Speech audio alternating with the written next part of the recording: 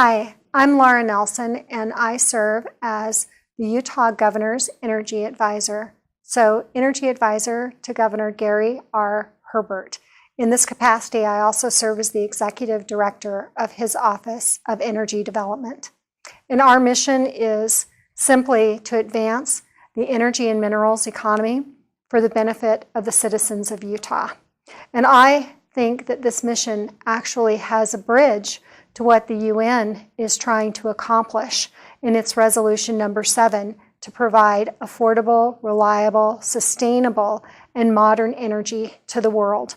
I personally am very passionate about the need for energy. It drives the quality of life that we enjoy today, whether here at home, in our businesses, but also globally. And we live in an age, surprisingly, where over 1 billion people do not have access to energy at all, and probably 3 times that number that don't have access to reliable energy. Reliable energy brings us health care, it brings us clean water, and it brings us comfort in our homes and our workspaces. And the way that Utah is driving this mission is by focusing on an all-of-the-above approach when it comes to our resources.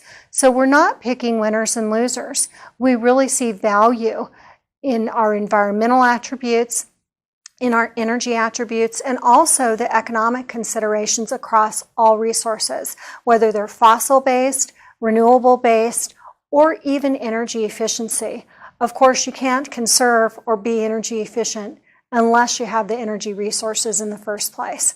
So we really need, I think, to couple our mission globally around providing for resources with teaching people the most efficient and cost-effective way to utilize those resources. And that's another space where I think Utah is getting it right. We're focused on technology, we're focused on innovation, and we're focused on education. And I think in this way, we can continue to drive a conversation around what creates an affordable energy space. So what makes it possible for you to afford not just your energy, but your food, your home, your rent, if you need childcare. Those are decisions that households have to make. So when we talk about affordability, it has to be something that can fit into budgets. And I think by keeping energy rates low through providing a multitude of energy assets, we can do that. And that's Utah's focus. But people increasingly want those energy resources to be cleaner. And I again think that we can do that across all of our energy resources through innovation. We can create reduced greenhouse gas emissions. We can address other ambient air quality issues by focusing on what the real causes of those elements are and addressing those first. So for example, in Utah, we do have a focus on transportation. How do we reduce emissions in transportation? Because that's a high emitting activity that we undertake in the state. So as we implement energy resources, we use those resources, finding the best way to use those that provides the affordability and sustainability is really key. But I want to focus now on reliability, because as we introduce new energy resources, they work together differently. Some resources are available all the time, some aren't. So for example, if you have a natural gas-fired plant for your electricity service, it can be available 24/7. Of course, you have to have transmission lines and distribution lines to move it to homes and businesses.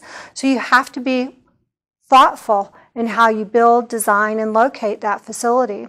Solar and wind can pick up, I think, some service for what we would consider to be low fuel cost resources because the sun shines and the wind blows in certain places, but they may not always be available. So we have to, again, consider location and availability of the fuel sources coupled with how we're going to deliver that to homes and businesses. And so in Utah, that's what we're about. How do we couple the resources with the planning, with the infrastructure and the innovation to meet the needs of our citizens? And I think that this method, this planning, this focus on the all of the above, coupled with infrastructure and planning, can provide a bridge and a roadmap to meeting the UN's commitment to the globe for realizing affordable, reliable, sustainable, and modern energy.